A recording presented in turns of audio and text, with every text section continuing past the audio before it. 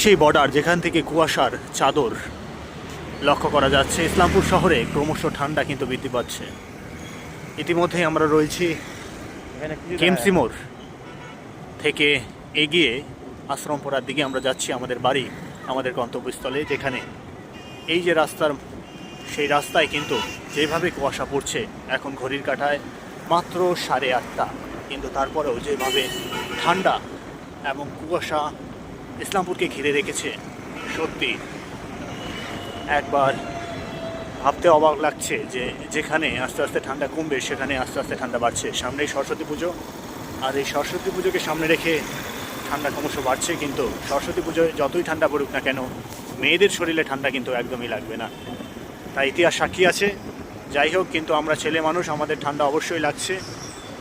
এর মধ্যে আমরা দেখাচ্ছি যে কুয়াশা কীভাবে ইসলামপুরের চাদরে মুড়ে ফেলেছে, কুয়াশার ঝন্ন।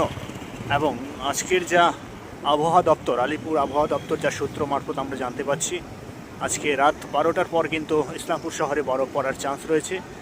সেই বরফের চাদরে কিন্তু ঢেকে যেতে পারে ইসলামপুর শহরে। এই যে রাজ্য সড়ক এখন যা আমরা দেখতে পাচ্ছি কালো পিচ, তা 12টার পর কিন্তু সাদা চাদরে রূপান্তরিত হতে পারে। কারণ এই যে দেখতে পাচ্ছ, এই যে গরম গরম হয়েছে, গরম এই যে গরম, যেখানে মানুষ ঠান্ডায় কাতর, গরম গরম কিন্তু লেগেই আছে। তা দেখতে প্রচুর মানুষ ভিড়, পর্যটকদের ভিড়।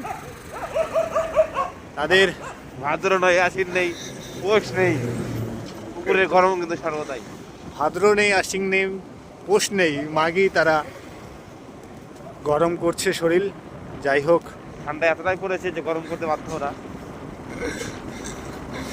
ইতিমধ্যে দেখতে পাচ্ছ সমস্ত দোকান কিন্তু বন্ধ হয়ে এই গেছে। যে আরেকজন গরম করতে যাচ্ছে, হ্যাঁ, এরা যাচ্ছে আস্তে আস্তে, এরা খবর এখনো পায়নি এটা কালকে উদ্বোধন করবে নাকি মনে হয়।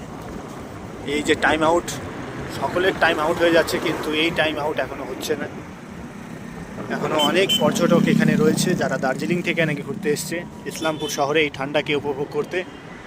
আগে আপনারা শোনা যেত, আপনারা শুনতেন অনেকেই যে ইসলামপুর থেকে দার্জিলিং যাচ্ছে, কিন্তু এখন দার্জিলিংয়ের লোক ইসলামপুরে আসছে এই ঠান্ডাকে উপভোগ করতে। ইসলামপুরে যে ঠান্ডা, যা কুয়াশা, তা দিন দিন কিন্তু ক্রমশ বৃদ্ধি পাচ্ছে। আগামী দিনে আরও বৃদ্ধি পাবে বলে আলিপুর আবহাওয়া দপ্তর সূত্রে জানা যাচ্ছে। যাই হোক, আজকের মতো এখানেই বিদায় নিচ্ছি। আপনারা সুস্থ থাকবেন, ভালো থাকবেন, আর এই ঠান্ডায় অবশ্যই নিজেকে গরম রাখার চেষ্টা করবেন। ধন্যবাদ।